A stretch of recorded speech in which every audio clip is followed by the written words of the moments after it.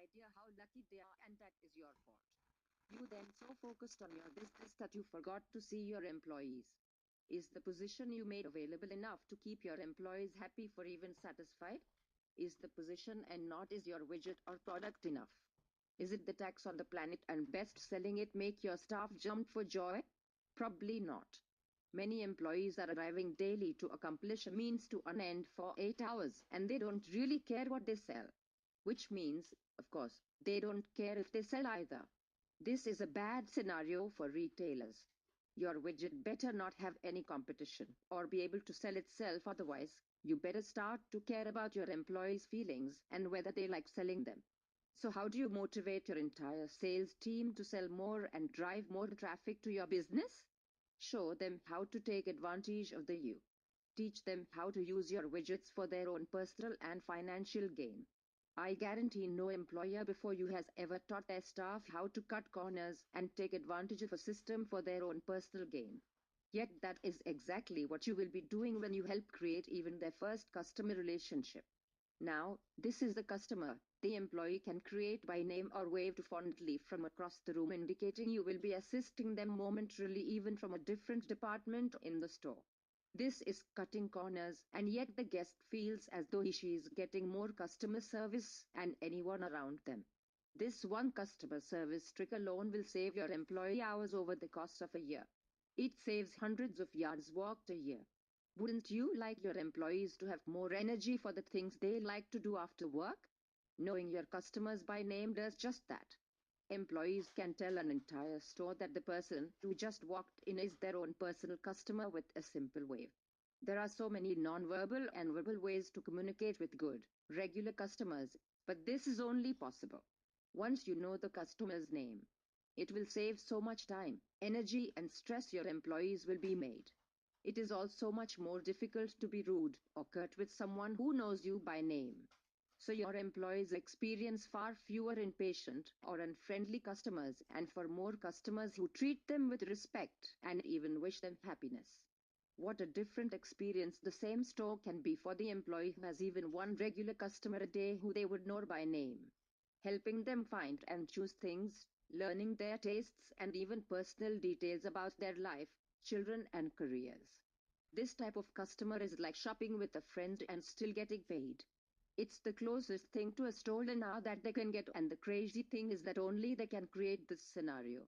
No one else can do it for them. How do you learn customers' names, you may ask? It's quite simple actually. Here are two ways. Get their names before they become customers, or learn names while assisting customers who are coming in anyway. Why assist nameless people who might be unfriendly when you can turn them into friends of the business who want and request you? Why settle for the standard that has been set years ago when clearly times have changed? Windows to new connections have been newly thrown open due to the internet, and the ability to create connections has never before been this easy. If your employees prefer not to engage people who they could be building relationships with, then they are absolute fools. You never know where a relationship may benefit you. As an employer, you are now supplying them everything they need to make their 8 hours into a powerhouse of opportunity and promise. And the 8-hour day will seem more like 4 hours, so if they prefer the old-fashioned ways, then they are no smarter than someone standing in an outhouse with the yellow pages and a princess phone.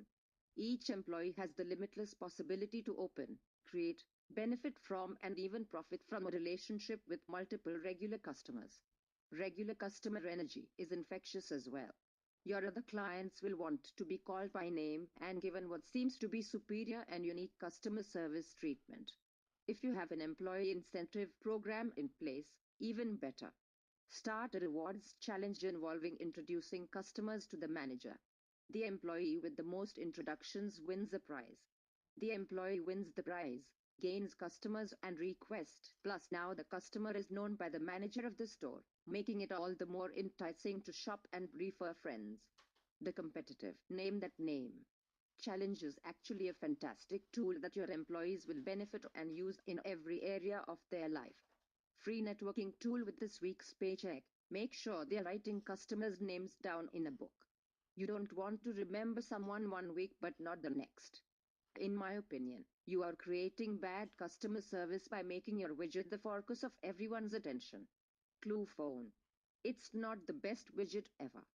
The focus shouldn't even be the customer.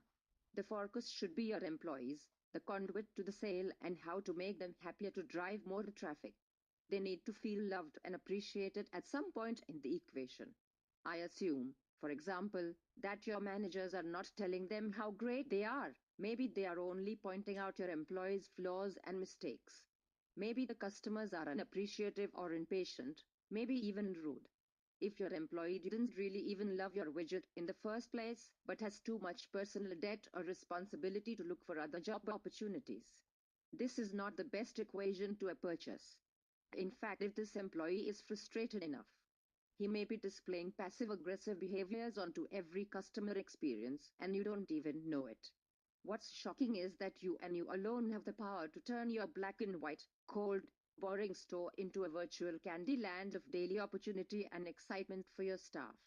You just choose not to because the old ways are much more comfortable. Well, comfortable is going to put you out of business, my friend. Things are they really very different, and you better get up to speed and start engaging your staff and giving them the tools and structure that they are asking for, or they will eventually go somewhere else, but not before the unhappy and unsatisfied feelings seep through the cracks of every conversation that could have easily blossomed into repeat customers, but instead became a poor customer experience, complete with bad-mouthing your store's reputation, bashing on the internet and around town. Or worse, they say nothing and eventually you close your doors. Stop this vicious cycle and cater to the needs of your employees. Their days don't need to be interminable until they move on. Make it fulfilling so they never want to leave. It's not about your widget. It's not even about the customer. It's about the people who make you want the widget, buy the widget, take pictures and post about the widget and the experience buying the widget. It's the people who shake your hand when you enter the store and ask how your kids are. It's the people that customers want to thank and send holiday cards to, recommend to friends and for promotions. Call with funny stories or questions, because they know they are wanted and appreciated by these people, appreciated personally and not just for their wallets. It's about your employees. These are the people who personalize your business, your brand, and your widgets. Employees, if you want to make your working life better, easier, more fun, and more profitable, then call your customers by name. The way to accomplish this is very easy.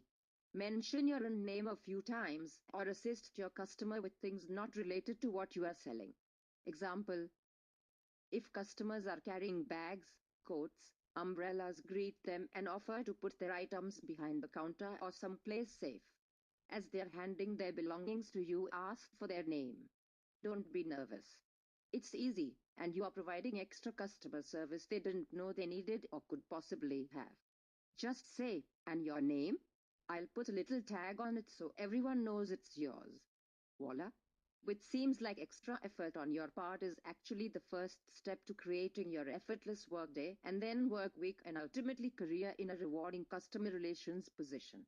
Lucky dog. Now it is vitally important that at some point after getting your customer's name, you write it in a book that will become your regular customer's names book. Do yourself a favor and purchase a standard composition book for customers' names. When you get a name, put the date at the top of the page and jot down things like weather conditions that day and a politically correct description of the customer plus her kids' names or career. Any little thing that she may have mentioned that will help jog your memory if you don't see her again for a few weeks. Another way to get a customer's name is if they have children with them. Try keeping the kids entertained and or putting the stroller somewhere safe. You can introduce yourself and tell the mom or dad you are more than happy to help. Anytime you are not busy. When they obviously appreciate you singing the BCAS with Junior, you can tell them that they can call the store at the time to let you know they are coming in, and that way you can finish up with other clients past to keep Junior company while she shops. They will be blown away by this extra customer service and thank you or need a few minutes to process amazing customer service for their first time. Customer service that they did not know they could have.